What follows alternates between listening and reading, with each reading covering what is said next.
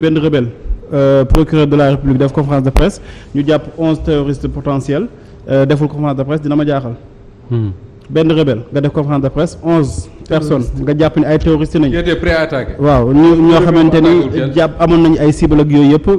defoo conférence de presse jaaxal na ma beneen mbir boo xamante ne aussi jaaxal na ma. s'il vous plaît. d'accord. d'accord. Alors Nguer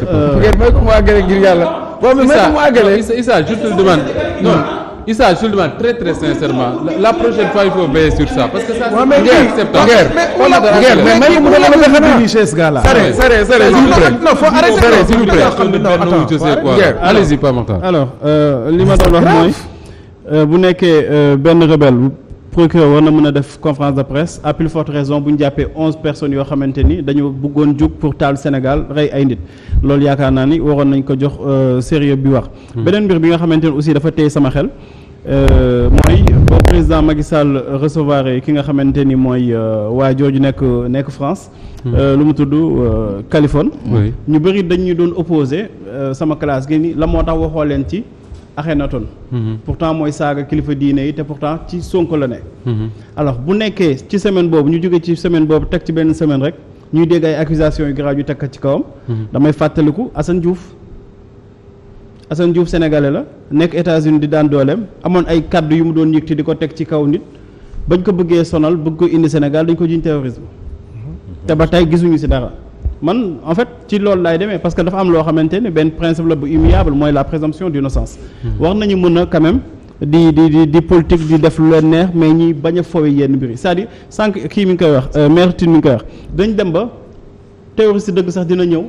ñu alerter nit ñi ñu jàpp que ni waxu politique la parce que kooku ànd na Pape Makhtar et à supposer que Akhenaton moomu nekk biir Pastef ba nekk sax ci membre directoire Pastef mais waa Pastef du ñu gën a jege nii pouvoir xanaa na di taal réew mi c'est-à-dire dafa am loo xamante ne bon sens moo ko nanguwul mënoon dem ci ay élections yow le vent est favorable lépp mën nañu ni favorable na pour yow nga ni yow léegi da ngay fexe ba jalgati ba réew mi yàqu instabilité kenn la arrangé ci réew mi ci jamono ji mooy ki yor pouvoir bi parce que bu instabilité amee wala climat boo xamante ne bu ñu mënta organiser élection mais ki fi ne mooy déroulé donc je pense pas que ni ñoom ñu am intérêt daan dañuy créer li nga xamante ne moom mooy indi ay conditions instabilité xaw ma de affirmé wu ma lenn mais je pense que ni war nañu mën a def attention ci ñuy fowe rebelle terrorisme ay termes yi ñëw la depuis waa ji nekk ministre de l'intérieur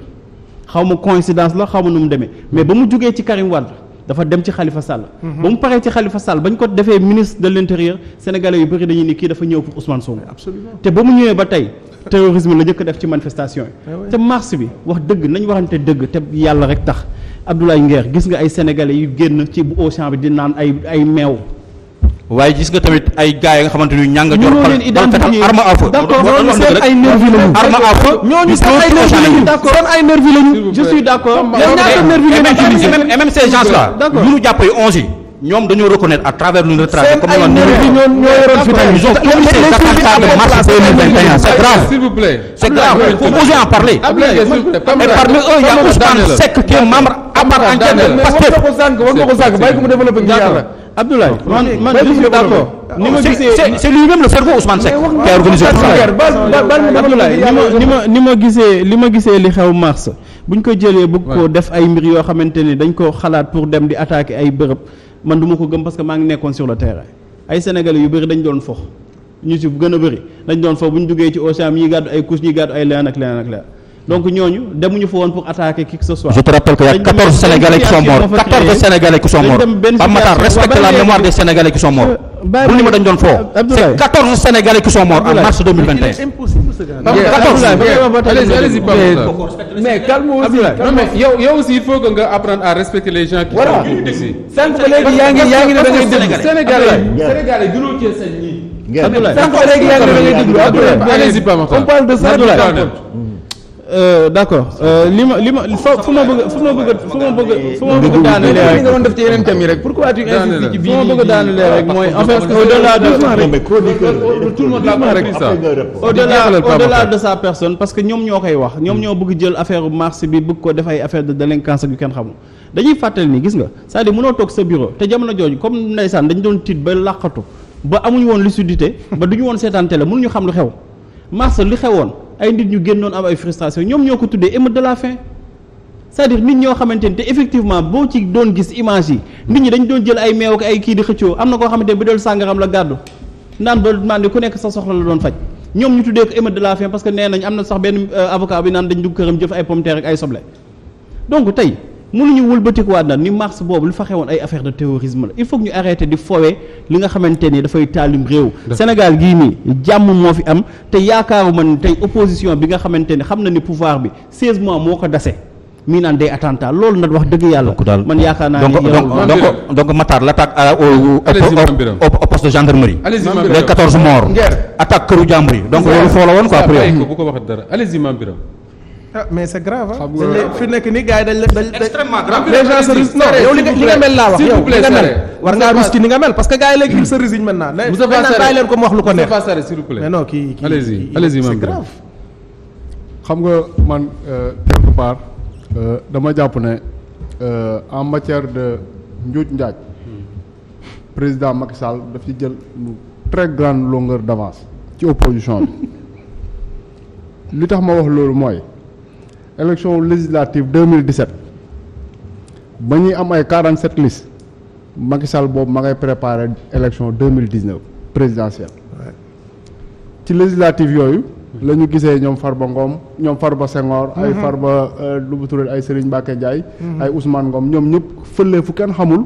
créer ay liste ba liste yi nekk 45 boobu sénégalais yi ñu ngi woon ci législative yi mais président Macky Sall mu ngi woon moom ci présidentielle parce que 47 yooyu liste yooyu ci la basé wu ba ne il faut ñu créer système de parrainage pour filtrer candidature yi lii tamit c'est la même chose xam nga Antoine Diome ñëw na fi wax force occulte sénégalais yu bëri ree ko ne kii de xanaa dafa dof mais gis nga force occulte yooyu su ko gouvernement bi tudduloon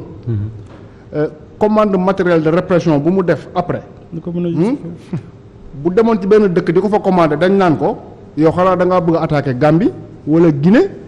wala Mali mais une fois que mu ne il a affaire à des forces occultes à des terroristes légitimer nañ ko mu jënd lu ko neex ci matériel pour faire face à ça sinon tey jii nii da ngay gis ñu ne la les Sénégalais ne sont pas en sécurité agression yi gën a bëri te pourtant sa téléphone soo si waxee lu gën a ndaw rek gars yi déglu nañ la pourquoi parce que fi nga xamante ni foofu la ñu soxla woon nu mu tuddati matériel d'investigation bu sophistiqué bi maanaam yenn comment ça s'appelle yenn écoute téléphonique nga mun koo def pour déjouer yenn yoo xamante ni ñu ngi koy préparer au Sénégal ay agression ay nu mu tuddati leneen ak leneen mais tu préfères nga concentrer force yooyu ci homme politique yi ak les journalistes yi nga xamante ils sont insoumis di leen di contrôler nuit et jour. la preuve Mame Birame am na benn xale bu ndaw bébé Aïda mi ngi réer depuis 48 heures xam nga 24 heures. passé na sa 24 heures ëpp na 4 jours nañuy wax. ba tey jii nii gisuñu benn nouvelle ci ñoom te bu nekkoon soi-disant terroriste wala benn Mame Birame wàcc à la minute ci saa si ñu wax la fan la nekk. mais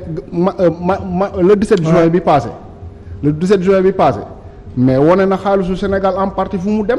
Macky Sall ay char de combat la ko jëndee ay blindé ki leneen ak leneen mais loolu su demul woon ci pays yooyu ay Israël ak ay Turquie ay France moom bu leen waxul dara sax mun nañ ko jox matériel mais dëkk yooyu noonu il faut mu tegal leen ne dëkk le Sénégal fait face à des forces occultes fait face à des terroristes loolu daf koy permettre non seulement mu mën a teg opposants yi nekk ci dëkk bi lu leen neex te du am pour justifier ko à l'extérieur parce que danaan il a affaire à des terroristes il a affaire à des forces occultes mais en même temps da koy permettre aussi mu mën a jënd matériel de répression bu ko neex te c'est ce que le président Macky Sall a fait xam nga Pape Matar mu ngi joxe tout à l'heure l'exemple de Assane Diouf mais c'est exactement la même chose man Akhenaton dama ko daan déglu mais la différence entre moom ak Assane Diouf mooy que Assane Diouf day saaga mais moom day wax xam-xam day wax xam-xam dañuy spécialiste de la communication très bien par exemple bu ma joxe exemple bu ndaw rek affaire u liste yi jàpp nañu Yewwi Askan Wi mu def ci live pour expliquer ne njuuj njaaj moo tax ñu génne leen ci élection yi donc loolu à un moment donné mais ça dérange le pouvoir. Amadou Ba mii kii di wax non mayuma la après nga wax. xam-xam nekkul ci saaga Khalifa. ma ne kii surtout la tout à l'heure yaa ngi wax désagréable Amadou Ba. ma boole ci condition yu ñaaw yu ñu ko arrêté parce que policier bi da doon xëccoog moom téléphone bi di bañ mu fay ko. ba mu gaañ ko ci. Amadou Ba moom. mais c'est la même chose c'est parce que moom tamit tey jii nii gars yi gis nañ ni il prend des positions am na yenn points yoo xamante ni en matière de droit. su koy éclairé da koy éclairé très bien mais kooku il est vrai que discours bu muy tenir noonu Akhenaton laay wax. moom moo déranger état bi bay tey ñuy fomenter tout ça bu ko teg ci ndoddam. Assane Diouf lan lañ ñu fi waxoon. mais terrorisme lañ koy jiiñ. xam nga foofu rek la américains yi di xamee ne sénégalais yi ay tappalekat lañ. yow nan nga mën a toppee nit affaire terrorisme aux États-Unis wax ak administration américaine nga xam ne ñoom boo waxee terrorisme rek dinañu bàyyi. nga nax leen ci loolu ba indi Assane Diouf. c'est comme si Sénégal daal prison la quoi. Assane Diouf def na njombe aux États-Unis ñu indi ko Sénégal bàyyi ko muy dox soxlaam loolu pour ñoom c'est une punition. alors Pape Ousmane Seck ak Akhenaton effectivement ñoo bokk ndey ak baay. mais Pape Ousmane Seck n'est pas membre de PASTEF. Il clame son soutien à Ousmane Sonko mais il n'est pas membre de PASTEF. Maître Tine, allez-y. waaw lu ma ci bëggoon a yokk moom mooy voilà donc. bul fàtte aussi Pape Mamadou Seck lui il est en 84 c'est un agent des impôts et domaines bokk na si ñu jàpp et il est de PASTEF. waaw Pape Mamadou Seck moom Darou Moussi la dëkk.